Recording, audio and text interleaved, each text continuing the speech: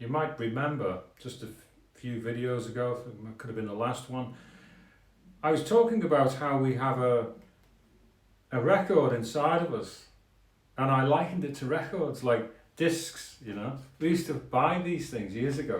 They were black and they had recordings on them. We were just called singles. And the reason why they were called recordings is because they are a record of somebody's song.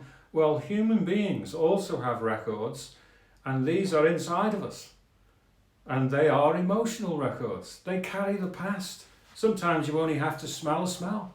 Sometimes you can just hear a piece of music, and it's almost as if you're transported back into somebody's presence, or on a holiday, or a Christmas, a special meal, the memory of a loved one, something like that. And that's because something has touched the record. The record starts.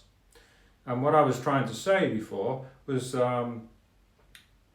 it's like a jukebox. So you got all these records and you put them inside, but the jukebox can only play what's already inside of it. And so when we activate the records inside and the emotional record comes up, it can only play the past. It's got nothing to do with today. It's got nothing to do with tomorrow. It's got nothing to do with the future. And sometimes some of us, we can get caught up with these things over and over again, and it can be quite depressing. And one of the great things about self-enquiry is this: we can learn to recognize that someone has said something, or some influence has come, and it's touched, like we always say, touched the nerve. And there's now this sense of emotion, might be sweating and clenching, very uncomfortable. You know, this is what goes on. And what happens is we're experiencing emotions that are out of proportion with what somebody's just said. It's over the top, and we might, you know, we might be sort of breathing heavy and finding it very difficult.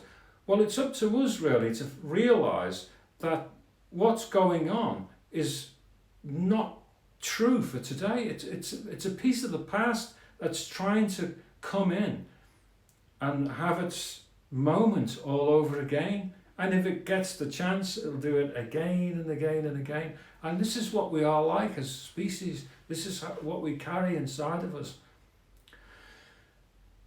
One of the most important things in self-inquiry that we can do is when we are suffering in that way, and it is suffering. Remember when I talked about the night before my driving test and so many things were hanging on it? And all of a sudden I was on my own in my room, and out of the blue, all of a sudden, all these records started to play. And these were just a record of an emotional past. An emotional past that said I wasn't good enough. An emotional past that said I was a scumbag. An emotional past that wouldn't let me go past to improve my life. And self-inquiry is all about this, is recognizing this is not right. And somehow, as painful as it might be, we can take a seat somewhere or stand there, wherever we want to do.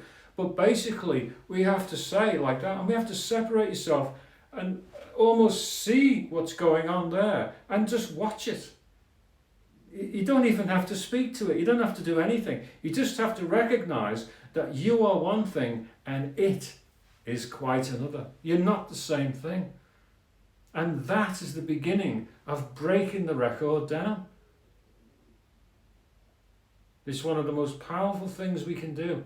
You see, we might have 10 records, say. Let's imagine we've got 10 records that have a habit of regularly playing, and we can go through them one at a time. We can start, when they come up, take a breath, watch it. Who's the watcher? And this is what we'll get into in the next video, is that what we end up doing is becoming the watcher. And the watcher is entirely different than the record that's playing. And this is so important.